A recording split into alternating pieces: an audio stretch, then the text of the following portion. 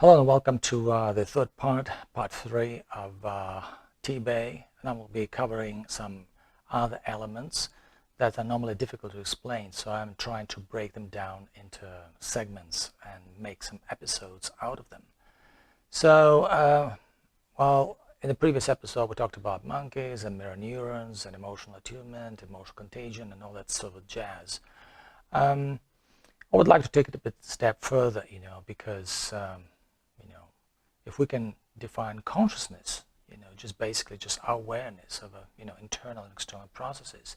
So maybe it is in a certain way related to what I'm doing, because I think there's a British genetics researcher at the University of Surrey, John Joe McFadden, nailed it when he came up with the theory of conscious electromagnetic information field theory.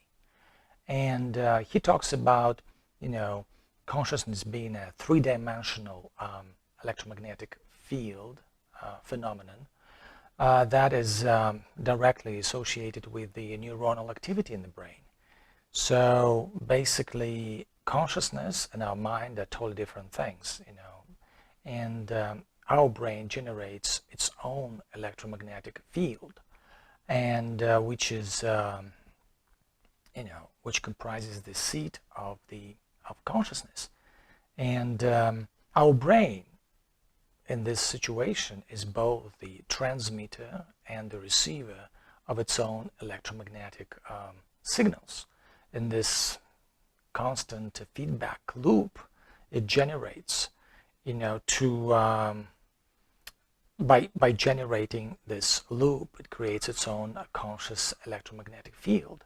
So our thoughts are basically electromagnetic representations of that neural information, and our free will is a subjective experience of this conscious electromagnetic information field acting on our neurons.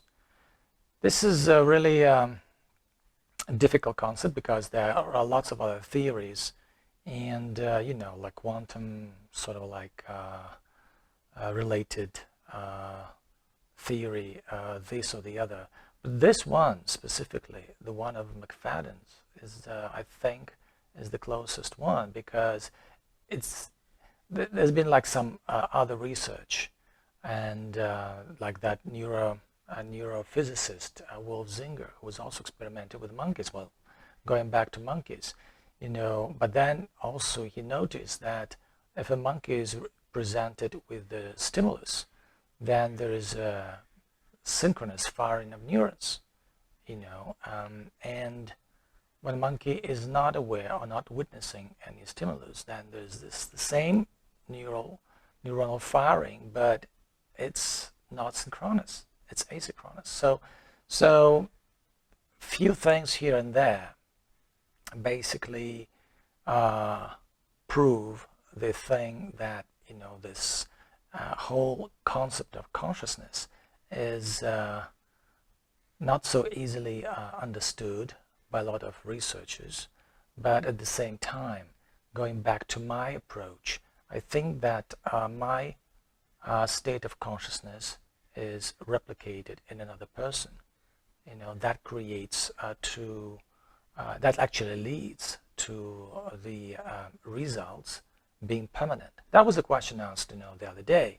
Said, how come, when we talk about, say, replicating the emotional state, well, it comes and goes, right? But then your results do stick permanently. So today I'm taking it a step further from, sort of like simple explanations to a little bit more advanced. Well, it's definitely, I cannot go on like that forever. I would stop at a certain point. But this is, I'm trying to explain certain phenomena based on certain, research, and hopefully it could help those inquisitive, unfettered minds, understand what I'm doing. Plus, yes, I mean, this whole thing about, free will is an interesting phenomenon. I like to give this example of, how long is one grateful for having saved his life. And usually, like I asked this famous coach, Ron Carucci, and he said, oh, this person will be grateful forever, eternally. Well, unlikely it's not the case. Most likely it's going to last not longer than 20 minutes. Why? Because, there's again, our ego. Our ego will not let us stay grateful that long because we would like to get rid of that person as quickly as possible, get this person out of our mind. Because feeling indebted to someone or feeling grateful while not being able to actually quickly convert it into some form of gratitude is really unsettling to most of us. So anyhow, well, I hope with my approach I could fix a few things on the way and look into other things a little bit deeper. And hopefully with some extra help from my partners, I can actually put it in a bit of a, understandable format. Maybe write up a book based on my experiences and based on the feedback I got from the people I have worked with. So stay tuned. I will share with you all the things as they come.